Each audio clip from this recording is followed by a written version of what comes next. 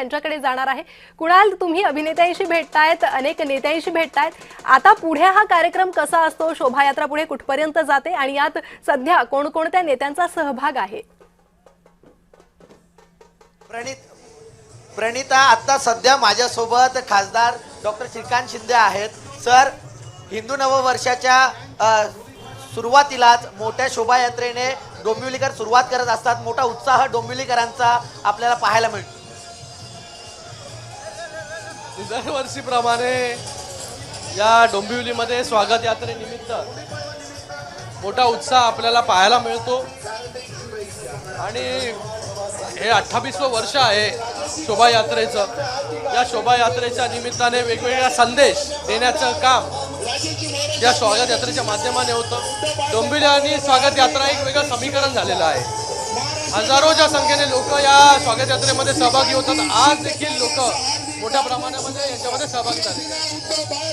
तर डोंबिवलीकरांचा एक आगळा वेगळा उत्साह या शोभायात्रेमध्ये पाहायला मिळतो। या ठिकाणावरून सुरुवात जी आहे ती शोभायात्रेला झालेली आहे। या ठिकाणावरून शोभायात्रेला सुरुवात झाली, आज 28 वर्ष झालेली आहेत। याच ठिकाणावरून शोभायात्रेला सुरुवात झालेली आहे, आज 28 वर्ष झाली ही अविरतपणे शोभायात्रा जी आहे ती सुरू असलेली पाहायला मिळते। शिवसेना उद्धव बाळासाहेब ठाकरे नववर्षाच्या मंगलमय शुभेच्छा। तर 28 वर्ष झाली शोभायात्रा सुरू आहे आणि तोच उत्साह डोंबिवलीकरांचा आजही पाहायला मिळतो। 28 वर्ष सतत ही शोभायात्रा अशाच उत्साहामध्ये सुरुवात आहे। यावर्षी अजून जास्त उत्साह आहे। यावर्षी वंदे मातरमला 150 वर्ष पूर्ण झालेले आहेत। त्याचबरोबर राष्ट्रीय स्वयंसेवक संघाला देखील 100 वर्ष पूर्ण झालेले आहेत।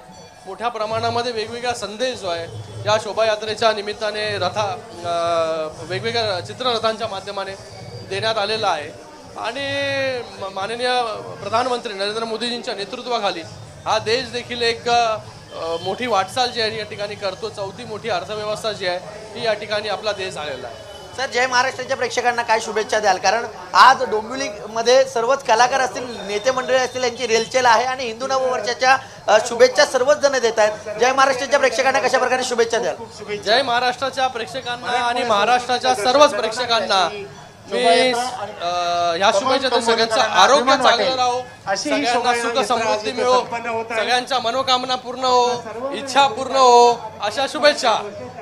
नक्कीच प्रणिता, हा उत्साह फक्त सर्वसामान्यांमध्येच नाहीये तर कलाकारांमध्ये देखील पाहायला मिळतोय, नेते मंडळींमध्ये देखील पाहायला मिळतोय। श्रीकांत शिंदे स्वतः या संपूर्ण शोभायात्रेमध्ये सहभागी झालेले आहेत, कार्यकर्ते त्यांचे आलेले आहेत। त्याचप्रमाणे डोंबिवलीकर मोठ्या प्रमाणात या शोभा